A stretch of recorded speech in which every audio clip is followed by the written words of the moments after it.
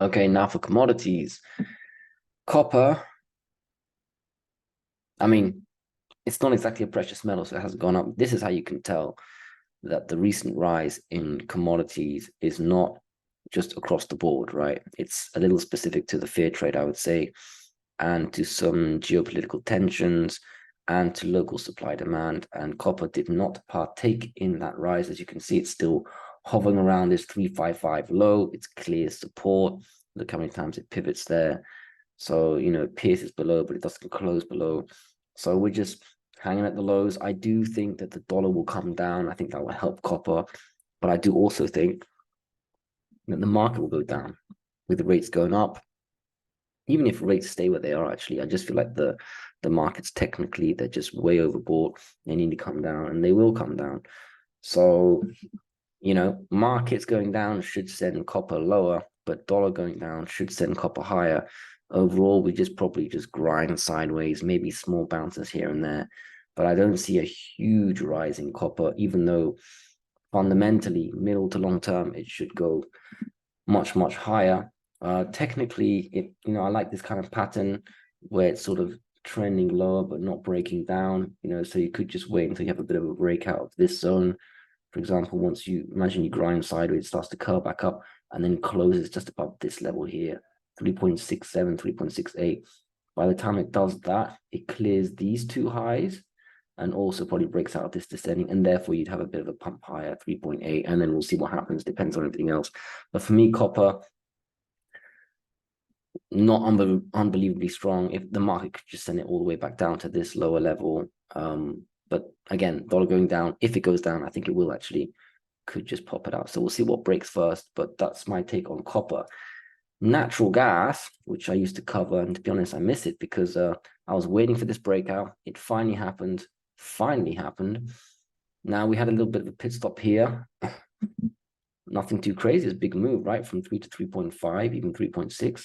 Very nice. Now it's coming back down again. I think it'll be bought. I think once it gets to 3, it's a massive buy, psychological number.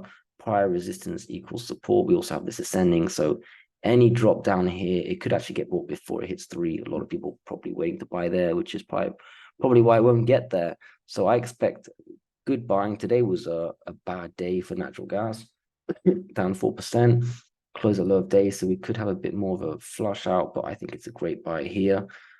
And yeah, I still think it's going to go to that gap fill zone at least. So stay in there. I'm still in there. I bought in this low range, so I'm happy. Will I buy back if it gets there? Maybe actually. I just consider that now, maybe. But natural gas has really been toying with me for months, so I'm not too keen to jump in so fast. But I think 3 should be support and it'll go back up. Nice and easy. Okay, oil. So oil, where do I start with this? Beautiful move out of the absolute lows, mid-60s, went all the way up here. I mean, we called this during the move, basically. Then and I removed the descending trend line, didn't I? But, totally broke down. I thought we'd end up at 84 once we started to break down. Then we had an extra dip. It happens. And then this sort of untidy move back into the ascending. In fact, the ascending is totally irrelevant at this point, so I'll remove that. Even this one here is irrelevant. Let's clean it up. But next up, and obviously this is the tensions. This is the USS, the destroyer that was attacked but not hit. Imagine something's hit. I mean, the Middle East now with what's going on, of course it can keep going up. What if it does become a regional war? What if Iran gets involved? What if things get worse in Syria or Yemen gets involved? Just anything, just a ship in the middle of the ocean just possibly getting attacked sends this up like 3%, 2.5%. Imagine something actually happens, right? Imagine an embassy gets overrun, or a US base, just totally isolated, gets surrounded, or Israel does some ground operation, or I don't know, just it takes very little for oil to go up. And by the way, what if the dollar drops? And oil's been going up despite the market going down this whole time overall.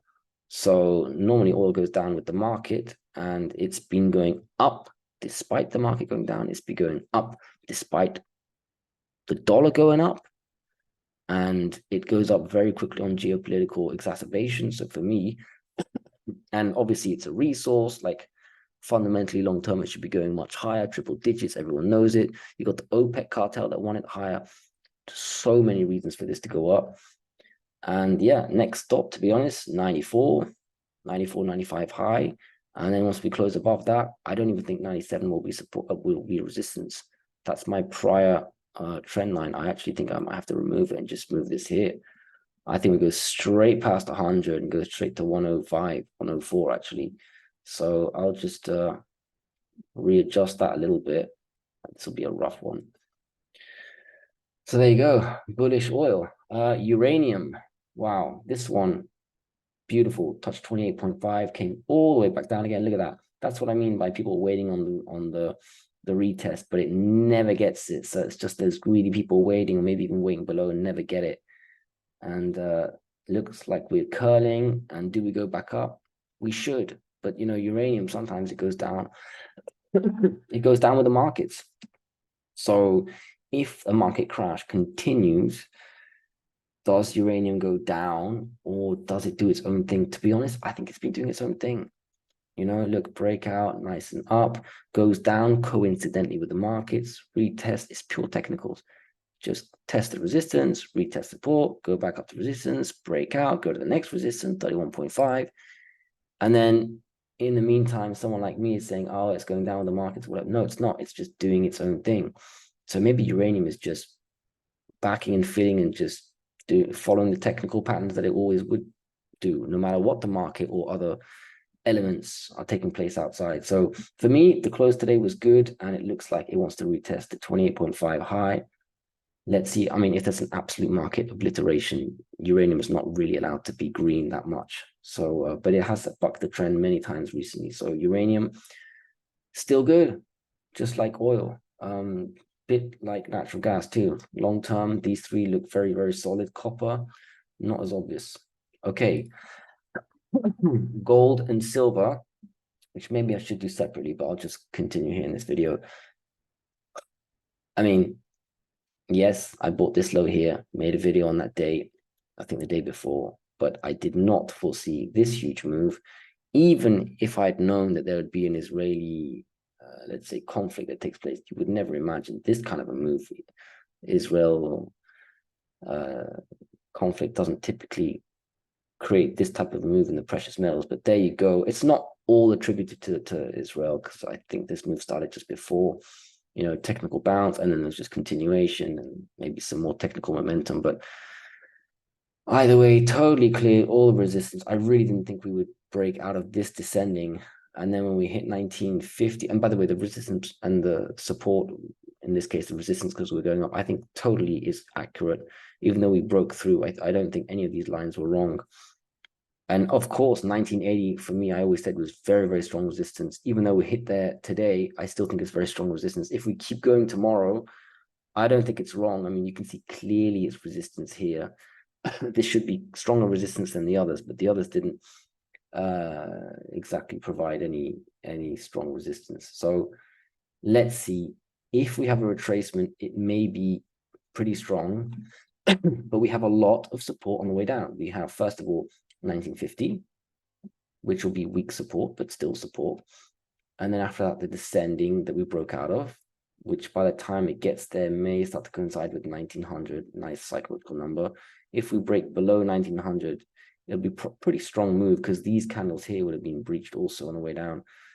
But yeah, 1880, 1860, we'll see. I don't see a massive retracement, but when you have gold going up this much on war, because I don't want to say most of it, but a lot of it is probably only related to war. And remember what happened with Ukraine, it totally retraces for weeks later, even months. So you don't want to buy this. The only thing you probably want to buy are the miners, because they have certainly not followed gold. And you know, when you see gold even higher than silver, like today, let's look at silver, by the way, that proves that it's a fear trade, like pure war fear, because otherwise silver, which was up not even 1%, would be up all the way up, you know, following gold. So obviously silver's done its thing, but not as much as gold. I'm just going to stick with gold because it's easier to call, and to be honest, they will all follow gold in this instance. What you want to see is a close above 1980. And then after that, the day after that, you probably see a run straight past 2000 up to 2020. That's my take. I don't think we're allowed to go through 1980 and 2000 yet. I think this is supposed to be the biggest resistance, unless something goes wrong in the Middle East, which probably will happen. But I just don't see that happening tomorrow. Maybe over the weekend. But the thing is, people tend to buy gold because of what might happen during the weekend, right? Just because the markets have stopped doesn't mean the world stops fighting. So, and since I see the balance of power completely shifting to the east or the global south, however you want to call it, you know, Russia, China, the BRICS, they're stronger than us now. All we have is debt and service-based economy, whilst they have resources and manufacturing bases, and they have you know, decent alliances, and you know, that they're not as morally bankrupt as we are. We've just been going around waging war on everyone, and you know, we've just got a lot of problems at home too, right? So with all that said, gold technically very, very impressive, due for retracement. But look, right now it's moving on pure geopolitics, and tomorrow's Friday, and I wouldn't be buying gold here, but I wouldn't be shorting it. Silver, not as strong, but I think I don't know how many people believe in this move, really. Maybe that's why silver's not taking part that much. Silver just needs to clear 23.5 at least, but really it should start testing 25 soon. If gold starts to close above 1980, which could have happened today, and if it starts crossing the 2000 mark, and in my opinion, goes straight to 2020, silver needs to catch up. Like, even if this is related to war, silver, you need to be repriced all the way up here at least, because gold's making new all-time highs, and we can't even get to 2025. No. We need to reprice. So I think we may see a quick catch up with silver. Now, with that said, let's look at the miners. So the miners, as usual, not impressing us too much. Geez, I just lost GDX there. Right, anyway, whatever. GDX, let me bring that back up. So the miners, you know, at least they've gone up. The market's been going down, and the miners have overall been going up. That's not bad, right? You know, you see gold up 3.7% on some days, and the miners are up like 1-2%. You think, oh my God, that's not why I bought the miners. You know, I bought the miners to make 3-4 times the amount as gold on the way up. But with all things considered, when the markets are starting to go down, to have GDX up, you got to take that. Today, GDX and GDXJ were up only just, but the markets were down pretty heavy. So that's cool. And also, nice candle. Look, nice hammer. They spent most of the day in the red, right? Look at the close today. That was pretty good too. You know, moving down, a nice close near high of day, basically. So that sets us up for a nice Friday. But again, what's gold going to do? So if gold starts to move up again tomorrow and starts to close above 1980, who knows? It could cross 2000. I expect GDXJ and GDX, of course, to start closing up here. So GDX closing above 30. Beautiful, nice, strong number. Obviously has a lot of catching up to do. A lot of catching up to do. The more we zoom out, the more ridiculous it looks. A bit like silver, even worse. And that's a good thing, more upside. But yeah, GDX close above 30, then up we go. 32, 33, 36, etc., etc. But this is nice. It's a nice V bottom, break out of the descending, retest the high of this resistance. Nice big number 30, extremely obvious stuff. Look at this big resistance, by the way, yesterday. I saw that straight away. I did trim a little bit, trimmed a little bit of Newmont, just under 40, a little bit of Barrick, a little bit of Nico, just a little bit, because this is so clear, this resistance here. But I still think we're going to go high. I just did it on general principle, and it's very light trimming. You know, it's like 2.5 or 5% of my position. It's just almost symbolic only. GDXJ, same thing, and not as strong, which is also something we've seen recently. GDXJ is just not been as strong on the way up as GDX, even though you expect it to. It's because people don't believe this move.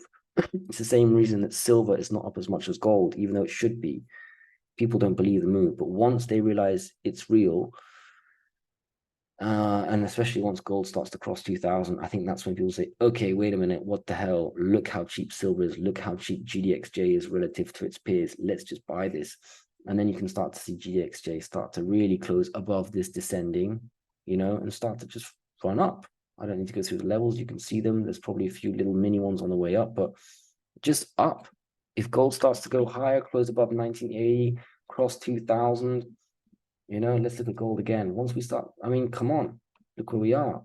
Quadruple top breakout with what's going on in the world. Just buy the miners. It's not going up, fine.